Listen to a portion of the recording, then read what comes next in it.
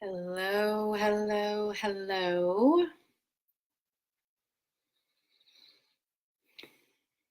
I really hesitated to make this Facebook Live. Um, yeah, um, I think one of the big reasons that I hesitated was this sense of that I actually welcome. I see people popping up and it's very exciting. So, just wave or holler loudly if you can't hear me for some reason. But part of me was resistant to this because I actually think that I think it's kind of en vogue. I hear a lot of women say, like, I don't call myself a feminist, or, I'm not a feminist, or it's kind of en vogue to like bash feminism, and I'll just get it right out of the way here out of the gate, which is, I am a feminist. I call myself a feminist. Frankly, I think we should all be feminists. I think feminism did great things for the world, for men and for women. I think like so much of what's really awesome in Western culture, I'll just speak kind of for the United States, because I'm so localized that I don't want to overstep there. But I am a huge proponent of feminism, and I think it is still wildly needed today. And all of that's like my big caveat. So I feel like a little tight in my chest and my heart's beating, because I don't just want to, this is not my way of saying I'm not a feminist. I am. What did somebody, the other day I got into kind of like a thing with someone and I was like, well, I might be like a hardcore feminist. That might just, that might be how you think of me. And I would be totally okay with that. That would be a compliment in my book. But there's two memes that I've seen come through. And one of them has had kind of like more widespread traction, as it were. And the other one I only just saw a little bit, but it really, I don't know, I think I felt sad, especially when I saw the second one.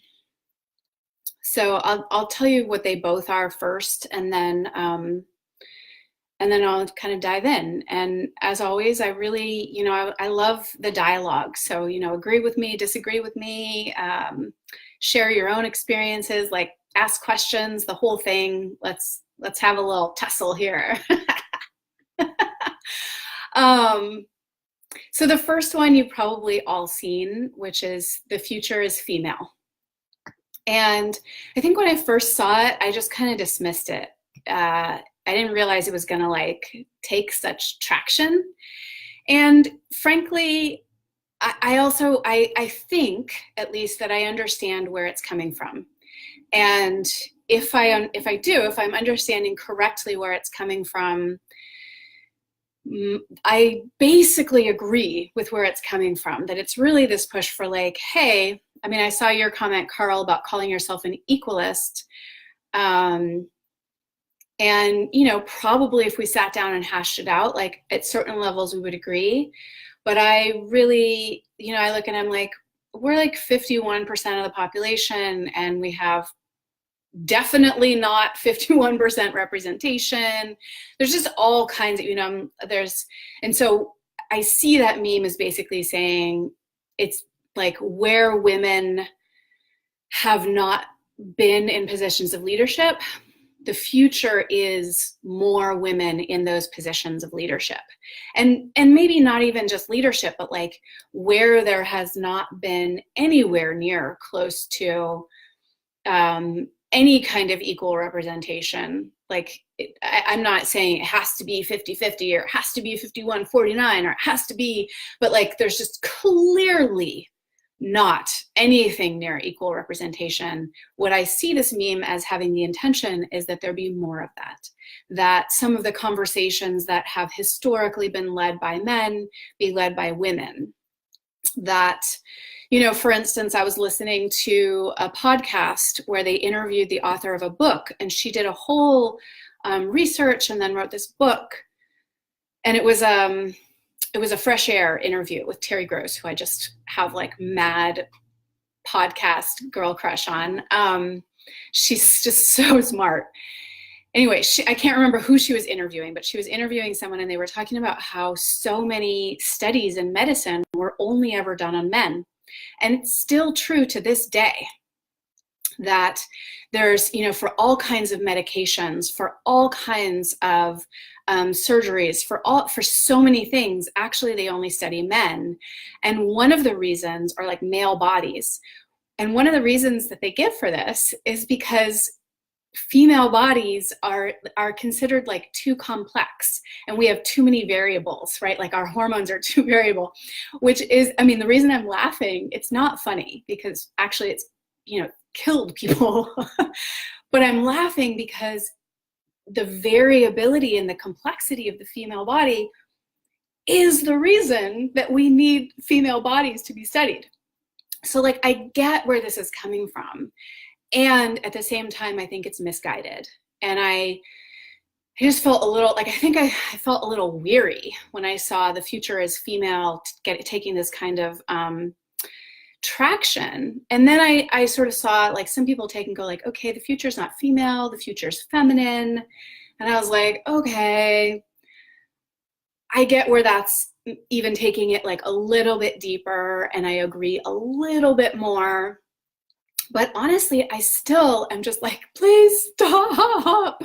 Like, I really hope the future is neither female nor male. I hope not neither, actually. I hope the future is female and male. I hope the future is queer. I hope the future is transgender. I hope the future is masculine and feminine. I hope the future is like not just accepting of, but like wildly celebratory of the vast array of range in the masculine and the feminine that lives in every single being's body. The male bodied people, the female bodied people, the transgender people, yes, I hope the future is human. I hope the future is inclusive. I hope, and again, it's like where I think that meme is coming from, and it's kind of where I speak to still being a feminist, is the sense like I get that it's coming from this push that the female or the feminine like hasn't been. And so it's kind of like, okay, we're gonna like push for that. But I to me, so much memes like that just create something to push against. Sorry, I just saw Carl's note about not excluding non-humans. We don't know, right? We don't know.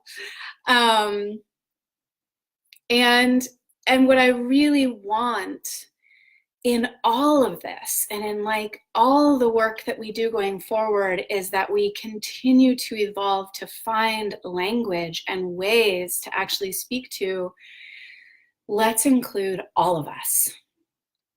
And I see ways in the world that I talk about this actually in the work that I do around the masculine and the feminine, and around why I think that all humans' capacity to develop their range is so important, is because I actually believe that the extremes of both masculine and feminine are really not supported culturally. Like, people are like, no, don't do that. Don't be too masculine. Don't be too feminine. Don't be too much of anything. And so I really see the ways that, yes, I do believe that, like, I do believe that the patriarchy exists. I'm not saying this, and I do believe, or I see the ways that men have benefited from privilege in certain ways, and I see the ways that certain forms of masculine structure have been prioritized. But I also see really sacred masculine expressions being shamed. And the same, again, this is one of my sort of pet peeves also, is like, if we were really moving in the realm of feminism, it wouldn't just be about getting women in equal representation, like in government or in leadership or in these things, but we would actually see motherhood or the various things that we look at as actually like feminine expressions, we would value those at the same level that we value masculine expression. And so it's not even like the future is female in some way. I think looks at like, oh, that so we're going to have like female-bodied people in government and in leadership and as, you know, war generals, or we're going to have like, I don't even know, CEOs. And what I would love to see is like, as a culture, we pay, you know, our teachers, we pay the people who spend time with our children. We support families, like we actually see tending and raising and caring for children as of equal value, and actually not just giving that lip service, like we believe in that as valuable, but like, no, we actually, there's some way, and again, I'm not coming up with the solutions here, but the kind of bonuses that CEOs are afforded, or whatever, that like mothers are afforded, or that fathers are given the same kind of paternity leave, or it's just that like there's a systemic piece there, and it's not just about getting women in positions that have normally been held by men. Whew, all right, glad I got that off my chest. I mean, I remember when I had my first child, and a really, really well-meaning friend of mine, who I think probably also calls herself a feminist, and there was no judgment involved in it at all. But she said to me, she said, "Oh, so your husband's supporting you." And at the time, I couldn't quite wrap my brain around like what went like weren't inside me, or like what didn't quite land about that. But when as I, you know, got some sleep, was able to think clearly about it, I really remembered that moment, and I thought, no, I am supporting him as much as he is supporting me. Just because what he does in the world has people write him checks that like have dollar amounts that we get to put into the bank so we can buy food and pay for rent. It like, I am the cheapest freaking childcare that anyone's gonna find. Like what I do for the house, I support our family at the same level that he is supporting our family. We are supporting each other. We just happen to have different roles.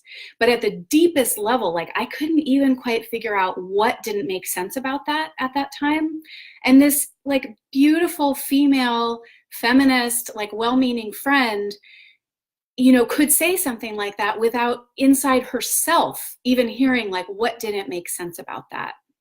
So it's so much more than making sure that women have equal opportunities as men. It's like deeply, deeply systemic in how we actually look at the roles in our society and what is valued and supported.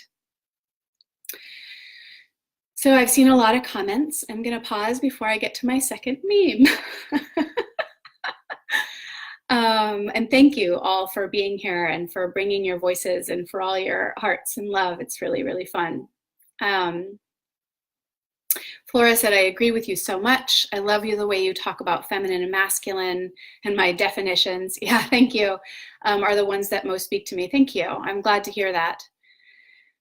And then I see this part where you say you've judged yourself as not being feminine enough. And frankly, I did that for years. Like for years, I was like, I'm not feminine enough, I'm too masculine. Maybe I actually have a masculine core. So I'm not going to go super, super more into that because that's not what this live's about, but I appreciate that reflection. Ulysses said inclusive. To be truly inclusive, we have to be somehow exclusive. Some boundaries have to exist. I think that's probably true. And I don't know you and I mean, you know, human to humans, there's probably going to be lots of places where we disagree about what those boundaries are. And Carl said men also need representation in parenthood and as homemakers. Absolutely. I completely agree. There is, and that to me, I don't necessarily see like, oh, we just have to switch it and change it. Like, you know, frankly, I nursed my children, and yes, I could pump, and their dads were able to give them bottles. and it's a different thing. And so there are ways that I think that it's important to honor like the bodies we came in with, and some of that will have to do with the roles we play. And I will, and again, I don't speak for all women here or how I think it should be for all families by any stretch of the imagination. And I don't think I like have ever felt more vulnerable or had more of a desire to be like protected and cared for than I did towards the end, especially of my first pregnancy. I mean, my first pregnancy and child, like that's just the most intense. After that, I'm kind of like, okay, cool. Like I understand how this goes, as hard as it is. But, and when I was nursing my first child, like just those early days when like my boobs were huge and there was milk everywhere. And like, I was just trying to figure out how to take care of this tiny little human that I had apparently made. And I would love to see systemically, culturally, like an understanding of how we support mothers and how we support fathers, and frankly, just how we support those who birth and those who are the other parent or the other parents, because I see this also happen in couples, and probably who are the primary caregivers and who work, and like, you know, because I see this in relationships with two women and relationships with two men as well. So, but I think that same piece goes back to, you know, so often the reason that men go back to the workforce is because men can get paid more right now. And ultimately that's detrimental to the entire family. And if we actually valued homemaker, we'd have more freaking men in the home. So I mean, I don't know if we agree about all the specifics of that, but I'm in huge agreement around having men be more represented in parenthood. And you know, it's one of those tricky things. Again, when I just look at like my own life, because of the way that things went with the fathers of my children at different times, and I didn't live with the fathers of my children at early stages of my children's lives, even though the circumstances were different in each relationship and dynamic, that ultimately the fathers of my children stepped in ways that I have seen fathers not necessarily step in or be invited in, or, you know, who knows what the dynamic is exactly, but in families that I know where the parents were always married or always lived together, that there was a way that certain roles just got set up and like it just never changed, or it was always easier to do it like this. And I would hear sometimes, like some of my women friends who are moms, like they'd have children that were like 6 years old, and they would say like, oh yeah, their dads never cut their fingernails, or like never given them a bath, or never. And I was just like, how does that even happen? But I realized that if I'd been living with the fathers, you know, or something like that, it could easily have just gotten set up that I always did that. And then we just would have found this thing and maybe never questioned it, or it would have seemed harder for them, or the child would have complained, and so we would have given in, or, and I was just like, here you go, you know, figure out what needs to happen in the next 3 days. And they, you know, I mean, I'm joking here, but I also, I am deeply grateful, and I really, really honor who they are as dads. And I'm grateful for those circumstances, because I'm not necessarily trying to say I or they are like so much more enlightened than other parents, but our circumstances forced us to do that. And I believe that it was a benefit.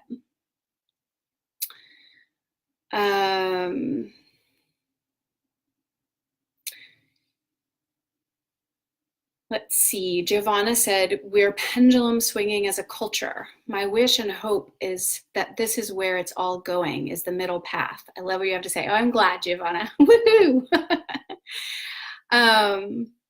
Let's see, I'm kind of gonna rush. Carl said it doesn't have to be switched, but it has to be balanced. And I think we mostly agree there.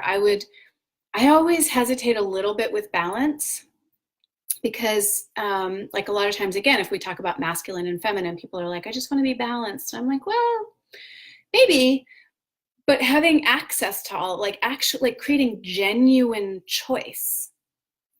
And, you know, so again, if we were going to talk about motherhood and fatherhood, most families, like there isn't a genuine choice because, again, the way that things are culturally, and that often for a woman to go back to work barely pays for child care, if that. And so we're like, well, we won't do that. And then it just ultimately doesn't make sense for the whole family. And I think it has lasting impact.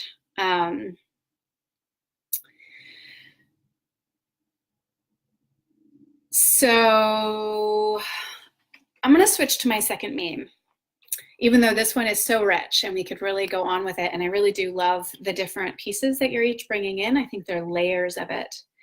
And the one thing I do want to say is I love what you said here, Carl, and it is a little painful for me where you said that there are times, I don't know if it's true that a lot of mothers, but I will say like this definitely happens. So your comment was a lot of mothers never allow the father to change a diaper or spend so much, or they belittle them so much that the men walk away. And this is a real issue. This is a real issue. And again, this isn't what this live is about, so I'm not going to go super into it, but I do believe that in many, many areas, but even just sticking to parenting, that as mothers, we have to let fathers do it their way. And that's really hard. I think it's important for fathers to understand, not to justify, but just to understand that it is a really different experience to have literally grown a person in your body. And that it really takes something to let go. That is not an excuse for not letting go and not supporting and nurturing that relationship with the father. But I will acknowledge that it is fucking hard. And it is deep, deep, deep work. But yeah, to like watch a diaper go on poorly, to watch the dad walk out the door with the kid and like just see that they don't have even a diaper bag, and you're like, they're gonna figure that out in like an hour and they're gonna handle it somehow. And like really to let fathers just handle it in some way. And from that, really learn and develop their relationship with their children in their own way. I think that is essential. So that was a bit of a tangent from me not being able to get behind the future is female meme. The second one is a little more subtle, but I saw this post recently, and I'm not probably going to do it totally justice, but it was something like telling women or telling women that their job is to make men better is oppression. And so I'm probably butchering that. I don't want to, I'm a little hesitant to try to, but it was like that, you know, this idea that it's not women's job or responsibility to make men better. And so again, I do want to start by saying, like, I think I get where that's coming from. And at some level, I'm like, okay, girl, like, I understand. That makes sense.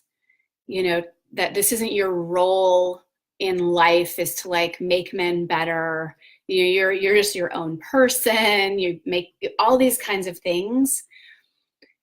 But then there's this other part where I'm like, but we do. And I just feel, I'm like, that's actually part of the beauty of the world. And I don't think that it's like just women's job to make men better, or, you know, there's also this way, I mean, again, because I do so much work around intimacy, that I'm like, why else would we get in a fucking relationship except to make each other better? Like, if our lives aren't if we're not elevating each other, so again, I get that that's, you know, the way that men can support women, the way women can support men, the way that that all works in relationships that are not heteronormative, you know, but there was a way that that poked at this piece of like, actually, we get to, maybe we don't have to, and that is where the meme was pointing at, is like any place like where that's your responsibility or you have to, or that's your job, or it's your only role in life. And maybe women think they're being told that, and if that's true, then it's total bullshit. But I hope that we're at a place where as women we can just remove the piece that's like obligation, or where we like wilt ourselves in order to try to make a man better. Like, can we just remove that piece and then see all the ways where we're like, oh, but actually, like, I think of it a little bit like bees and flowers. And, you know, if someone came along and was like, bees, you know, you're being oppressed by being told that you have to pollinate flowers. And the bees were like, yeah, fuck that. I don't have to pollinate flowers. I'm going to stop landing on flowers. And then all the bees would die, you know, because they wouldn't have any pollen. And it's like what the bees are actually doing is supporting the whole hive and creating the honey and making the way, you know, like supporting the queen bee. Like, it's in a way, if they put their attention just on fully manifesting the most beautiful expression of the hive, they inherently pollinate flowers. Now, if they thought all they were supposed to do was pollinate flowers and they never went back to the hive, that would be a problem. But if they just are like, this is how we do the most beautiful thing, that this is like our this is what we do in the world, is that we fly around and we do this thing that ultimately we support the queen and we make honey, and who knows, I don't know how bees think. This is kind of like taking this a little off the rails, but, and then what happens is that flowers are pollinated. And that's kind of how I see this. It's an imperfect analogy, but it's like in our role actually of being fully expressed women, I think for the most part, we're going to make the world better. And that's going to include elevating men and elevating the masculine. And if we put all our attention on like, oh, I'm going to stop doing that, so I'm never going to like do that again, we miss all the beauty that's available, that just happens like in the midst of doing that. So I don't know if that one made sense. It's a little more subtle and a little less clear to me, but it reminds me of a conversation I had with a woman. It's like a different, this is a little bit of a left turn, but I think it connects. And this woman was asking me, she's part of the No Man Diet program I'm running. And I was talking about the importance of like feeling our longing. And she was like, okay, I'm confused. Like, why would I want to feel that? Why is that a good thing? And I was telling her that it's less about orienting towards feeling longing per se. Like, that's not the end goal. But if we orient our lives to get away from longing, then all we're doing is using that as a reference point, but trying to get away. And more powerful, like a more beautiful way of orienting is actually like, what do I want? And if in the, like on the way towards what I want, in the process of being who I'm meant to be, in the process of my creation, I'm probably going to feel longing or pain or grief, and also joy and turn on and silliness and, you know, all these things, but like probably certain things that we might think of as negative emotions or that we would want to get away from. And if we're on this trajectory, like this is where I'm headed and this is beautiful, and then we hit like longing or grief and we're like, oops, not that. And then we just orient away from it. We've also oriented away from what we most desire, what our heart is longing for. And so the way that I think this relates to this piece around it's not women's job to make men better is that what I want is not for women to orient away from things like I won't do that. I'm not going to make men better anymore. Rather than orienting away from that, which is the analogy I gave her when I was talking about that, is I was saying, like, if you're in a city and you want to get somewhere, you're like, oh, I want to get to the town square. If rather than like setting your trajectory to the town square, all you did was try to get away from things you don't like in town, you might end up at the town square, but you might not. And you might just end up on like this wild goose chase and you're like, why am I going around in circles? And it's because you keep just trying to get away from what you don't want instead of heading towards what you do want. And so this piece around like, it's not women's job to make men better, maybe, but rather than orienting away from making men better, just orient towards like, what is the beautiful creation you want? Whether it's with men or women or in your relationship or like in the world, like what are you committed to? And I don't just mean creating like business or life work or, that kind of a thing, but like the being that you're committed to being. And I'm pretty sure you're gonna make people better in the process. And some of them are gonna be men. And so thank God for that. So that's my piece on that. I'm going to check in here with the comments, and I have just a couple minutes to maybe respond to a couple of them, and then I'll do the rest as I wrap up here in text form, because I am going to get on the road and take my kiddos down to Carmel Valley. So let me just check in here. Flora, you're hilarious. You're the bad one in the family. Your husband is better. It doesn't mean anything.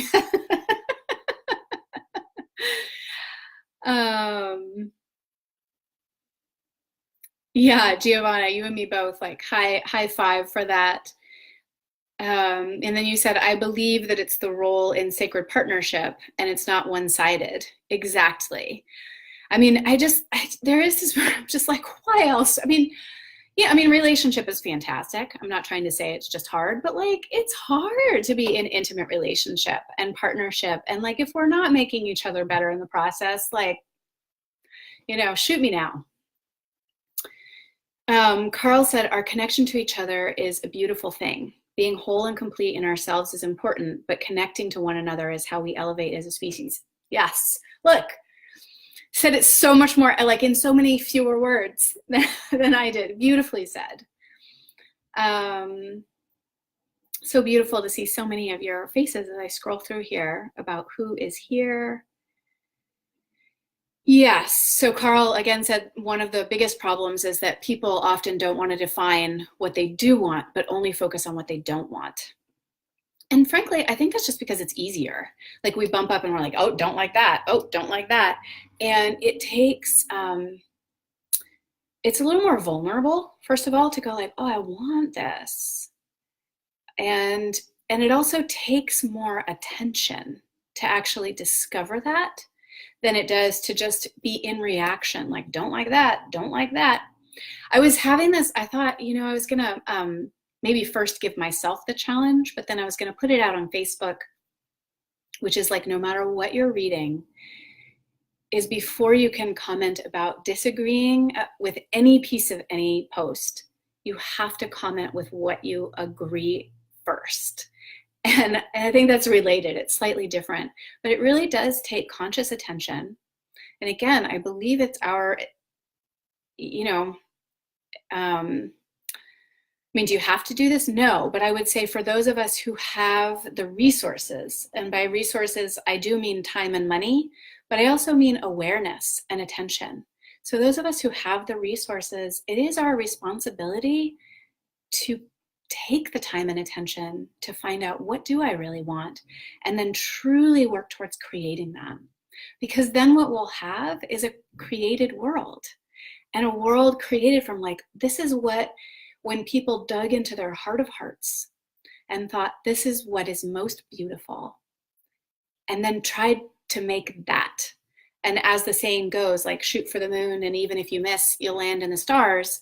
If I go for what I think is like most beautiful, in all likelihood, even if I fall a little bit short, it's still going to be beautiful. Oh, Spencer, it's so sweet to see your face. Thank you. I'm glad you resonate with what I said about supporting fathers. And Mandy. All right.